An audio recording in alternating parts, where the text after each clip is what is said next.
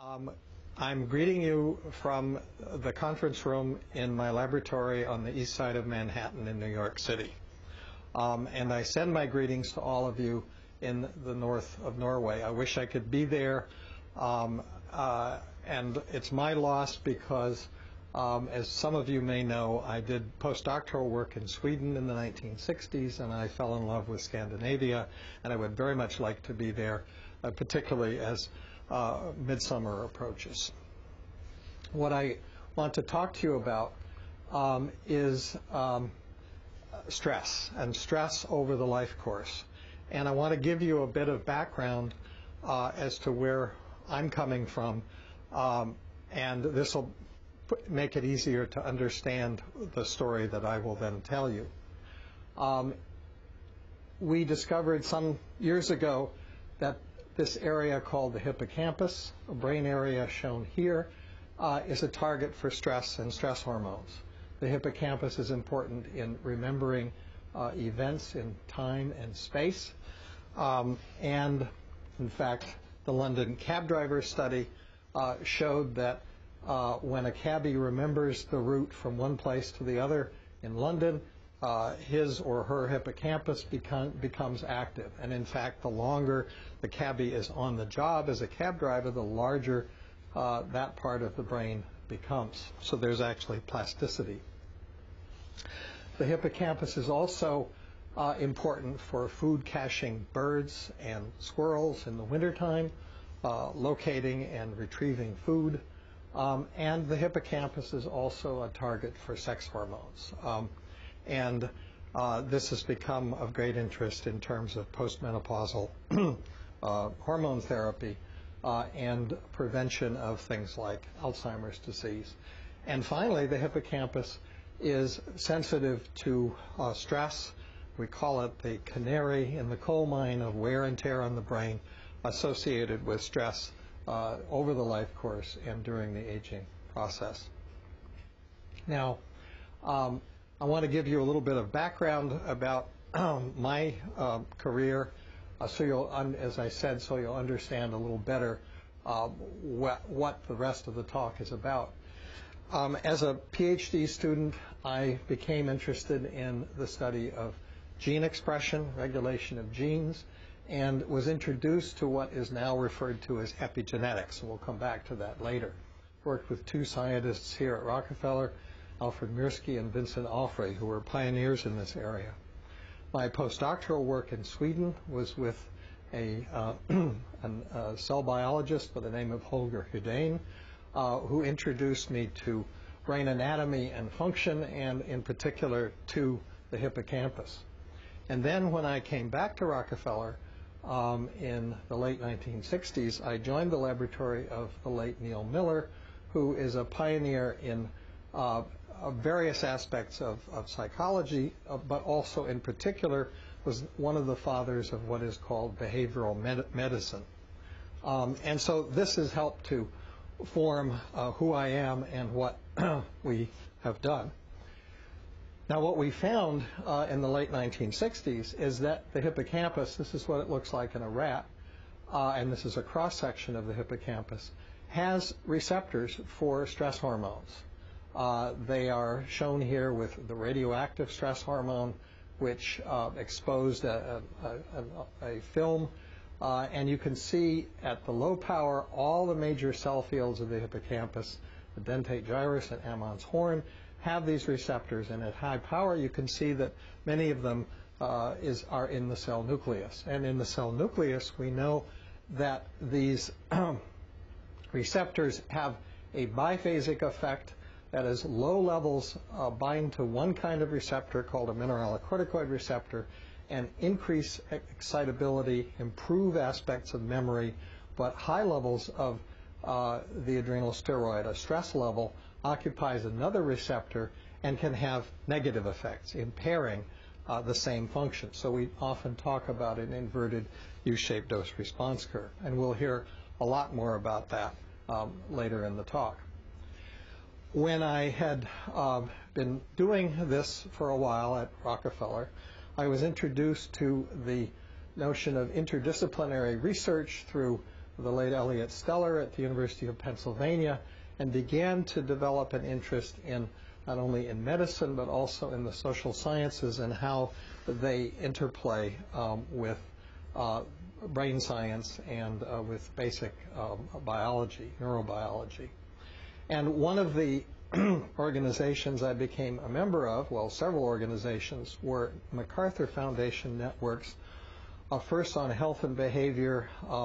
I was never a member of Successful Aging, but this has played a very important role. These are interdisciplinary networks involving scientists from many different fields and many places in the U.S. and in the world, and finally became a member of the Network for Socioeconomic Status and Health. And one of my close colleagues and collaborators is Teresa Seaman, who's a professor at UCLA, and you'll hear more about some of the things that she's done a little bit later. When this network closed, I became a member of the National Scientific Council on the Developing Child, because it was quite obvious from the SCS and Health Network that many things that have lifelong impact develop early in life, and childhood adversity can have long-lasting effects, and you'll hear more about that later in the talk. As many of you know, the Whitehall study and studies in other parts of the Western world, the Whitehall study with Sir Michael Marmot in the leadership, have shown that there are gradients of health. This is mortality and this is morbidity across the range of income and education known as socioeconomic status. So people at the highest levels of income and education tend to have the lowest mortality rates and the lowest rates of many of the diseases of modern life. And there's a linear gradient.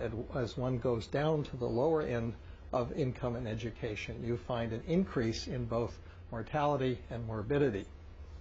Now, the reasons for this are multiple, and including the social environment, things like crowding and danger, the physical environment, toxins and noise, the availability of resources, food, transportation, recreation, the personal social environment, including the family, work and financial concerns, and health-related behaviors, whether we eat the right things, take in too much food, whether we are physically active, whether we smoke, drink alcohol, or how well we sleep. And we'll be talking about these things. This work led to a paper in New England Journal of Medicine in 1998, and which focused on the central role of the brain in mediating and perceiving what is threatening and therefore stressful, determining behavioral responses, determining physiologic responses, and all of these are influenced by individual differences, which we will definitely come back to. And then we consider the stressors. There's trauma and abuse. There are major life events. But there's also the daily hassles of our working, our families, our home environments, and our neighborhoods. And what the nexus of all of this is something we refer to as allostasis and allostatic load, and I'll be explaining that very shortly. Remembering that it's the behavioral responses, our lifestyle, as well as the experiences that can lead to a wear and tear on the body and the brain. And then finally, the National Council on the Developing Child has the focus on early adversity in life, childhood, and its long-lasting effects on the brain and the body, and we will certainly come back to that. So here are the main topics I want to cover. First, this idea of allostasis and allostatic load. Then what happens to the brain on stress, looking both at from animal models to people, top-down interventions, and then go to the topic of early life toxic stress, and finally talk about some important concepts to sort of summarize the whole our point of view. So if we look at blood pressure and heart rate, we know that it goes up when Somebody gets out of bed in the morning, walks up a flight of stairs, has an argument, gives a talk, as I'm doing now. But when these things are over, the blood pressure comes back down. Now, there are people who are hypertensive to begin with and have a further elevation during these kind of experiences. But it's this elevated level which can, over time, cause a wear and tear on the cardiovascular system. And Sterling and Iyer in 1988, and then with the late Elliott Steller in 1993, they first elaborated this, and we extended it not just to heart rate and blood pressure, but to other systems of the body that are involved in helping us adapt and survive. And we developed a concept called allostatic load, which means that when this hypertension or other elevation of these mediators of adaptation occurs, it's like a heavy weight on a seesaw. The seesaw remains in balance. Homeostasis is maintained for the time being, but over time the seesaw wears out, and there can be damage to the cardiovascular system and to other systems of the body. Now, when we think of stress, we often think of cortisol. And we know that cortisol secretion occurs from the adrenal cortex, from the stimulation of ACTH, from the pituitary, and that in turn is driven by two peptide hormones, vasopressin and CRH, from the hypothalamus, and they are released with neural input from other parts of the brain in response to physical and also psychological stress. Now, when cortisol is secreted, it produces these biphasic U-shaped dose response effects. Acute stress can actually enhance immune function, can improve certain aspects of memory, can promote energy replenishment and better cardiovascular function. But when there is chronic or very high level of cortisol, it can have the opposite effects. As we well know, it can suppress immune function and inflammation, impair memory, promote bone mineral loss and muscle wasting, and contribute to the metabolic syndrome. So we have these inverted U-shaped dose response curves. But we have to, and as an example of this biphasic effect, this is a study done by a former graduate student, now a professor at Stanford, Firdos Dabar, showing that when you put a rat into a restrainer for several hours and you measure the response to an antigen in an acquired immune response using delayed type hypersensitivity, this is the ear of the animal that is touched by the antigen and shows swelling, and this is the thickness of the ear.